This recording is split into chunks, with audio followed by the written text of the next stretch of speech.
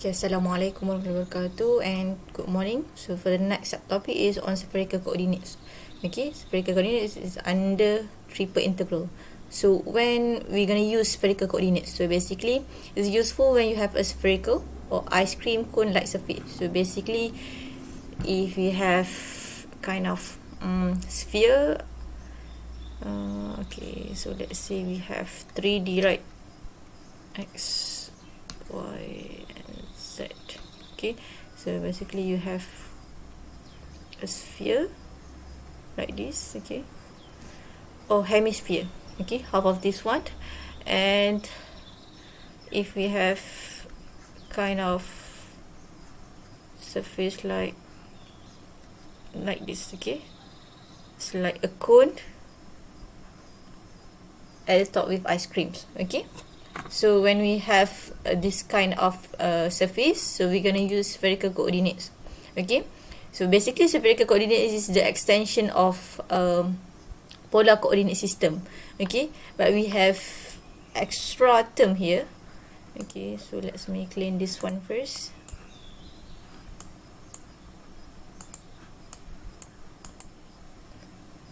Oh sorry, this one is clear, right? Oh wait, oh this one.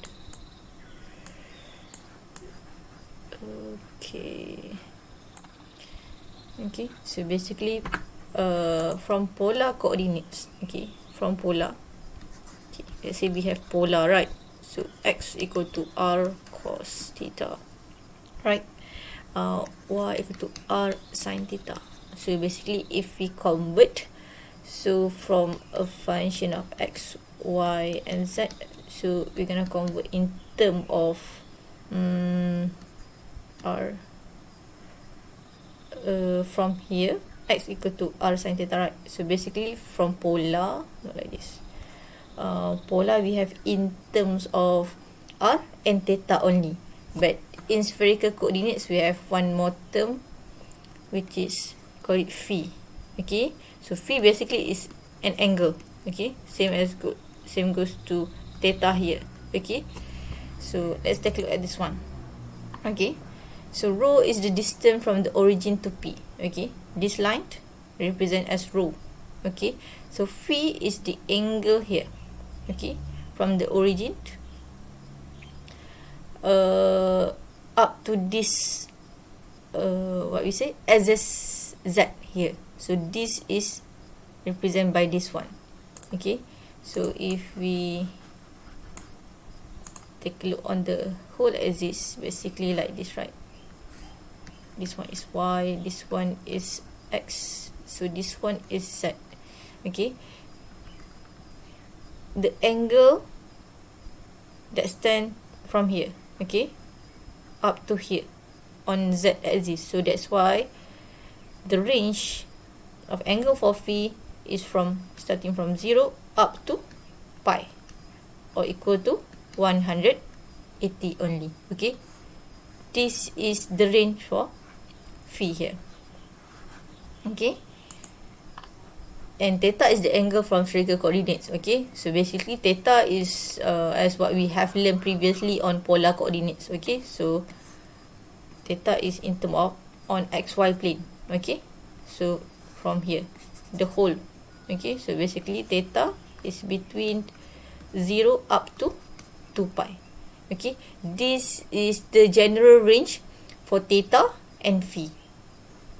Okay, so here, so previously on polar we have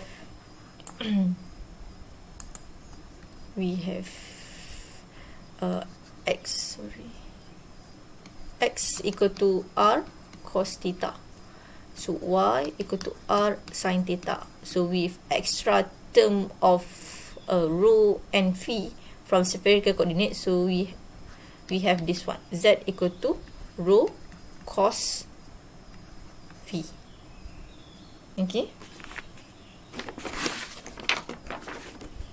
so from here if we have this one, okay, so on spherical coordinates x, so x is r cos theta, so is equal to rho sine phi cos theta. Okay, so here if you take a look this one, so here z equal to rho cos phi, so r here in spherical is equal to this one, rho sine phi. So that's why we have x equal to rho sine phi cos theta, y equal to rho sine phi sine theta. So basically, if you remember from the previous one that we learned on polar, plus with this one and this one, you can just easily convert to spherical coordinates.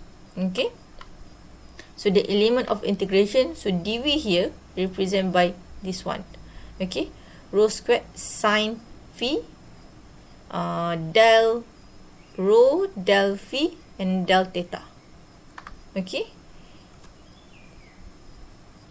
so let's take a look. Okay, so let's say we have a hemisphere. Okay, let me show you one example. I think okay, this one is more bigger. So let's say we have, this one is y, this one is x, so this one is z. So let's say we have a hemisphere. Okay, so hemisphere. Okay, so what do you think about this one? Okay, so basically if we on xy plane, okay, the range for theta obviously start with 0 up to 2 pi, right? But what about the range for phi here? Okay, obviously they're gonna start with 0 here. Okay, so since it's hemisphere, so it means that it's up to here only. So it means that the range is up to pi over 2. Okay, for hemisphere. This one is for hemisphere. Okay, hemisphere.